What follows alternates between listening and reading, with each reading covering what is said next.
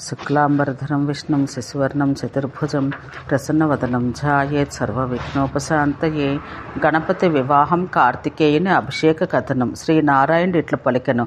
జగన్నాయకుడైన శ్రీ మహావిష్ణువు సంతోషంతో కార్తికేయునికి ఆశీస్సులొసగి అతన్ని రత్నసింహాసనంపై కూర్చుండబెట్టెను. తాళంలో మొదలైన అనేక వాద్యాలు జంత్రములు మోగుచుండగా వేదమంత్ర ఘోషల మధ్య సమస్త పుణ్యతీర్థాల నుండి రత్న కలశముల నుండి తీసుకురాబడిన నీటిచే అతన్ని అభిషేకం చేసెను. అటు పిమ్మట కుమారస్వామికి మంచి రత్నాల కిరీటాన్ని, అంగదములను, అమూల్య రత్నాభరణాలను, పరిశుద్ధమైన వస్త్రాలను, పాల సముద్రాన పుట్టిన కౌస్తుభమణిని, వనమాలను, చక్రమును సంతోషంతో ఒసగెను.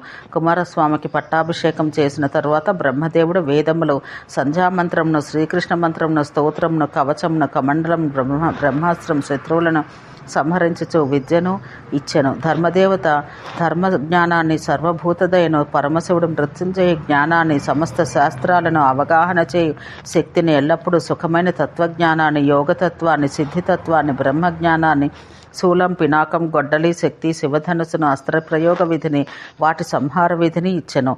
వర్ణుడు తెల్లని ఛత్రమును, రత్నములు గల మాలను ఇచ్చెను. చంద్రుడు మంచి ఏనుగును, మంచి గుర్రాన్ని, అమృత కుంభాన్ని ఇచ్చెను. సూర్యుడు మనోజవం గల రథాన్ని ఇయ్యగా యముడు యమదండాన్ని, అగ్నిదేవుడు మహాశక్తిని ఇచ్చెను. అట్లే ఇతర దేవతలు కూడా వివిధములైన అస్త్రాలను, ఇతర కానుకలను ఇచ్చిరి. మన్మథుడు కామశాస్త్ర జ్ఞానం ఇయ్యగా క్షీర సముద్రం, అమూల్యములైన రత్నాలను, నూపురాలను ఇచ్చెను.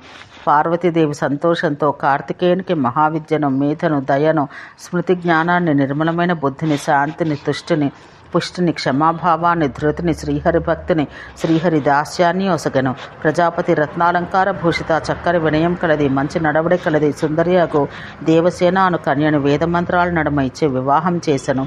ఆ దేవసేననే పండితులు మహాషష్ఠి అని, శశిపాలిక అని అంటారు. మిక్కిలి ఆనందంతో తన భార్యాపుత్రులతో కాలం గడుపుచున్న శంకరుడు కొంతకాలం తరువాత దేవతలందరినీ మరలా పిలిపించి గణపతికి పుష్టి అన్నడు కన్యనిచ్చి వివాహం చేసెను. పార్వతీదేవి తన పుత్రులతో కలిసి సంతోషంతో అన్ని కోరికలను తీర్చి తన భర్తను సేవిస్తూ కాలం గడపసాగెను. ఓ నారదముని, నీకు ఈ విధంగా కుమారస్వామి యొక్క అభిషేక వృత్తాంతం, వివాహం మొదలగు విషయాలను, గణపతి యొక్క వివాహ వృత్తాంతాలన్నీ తెలిపితిని. అట్లే పార్వతీదేవికి తన పుత్రుడకు కుమారస్వామి లభించిన విషయం, దేవతలందరూ కైలాస పర్వతాన సమాగమమైన విషయం అంతయు వివరించితిని. ఇంకను నీవేదైనా వృత్తాంతం వినదలిస్తే నాకు తెలుపుము అని నారాయణముని అనెను.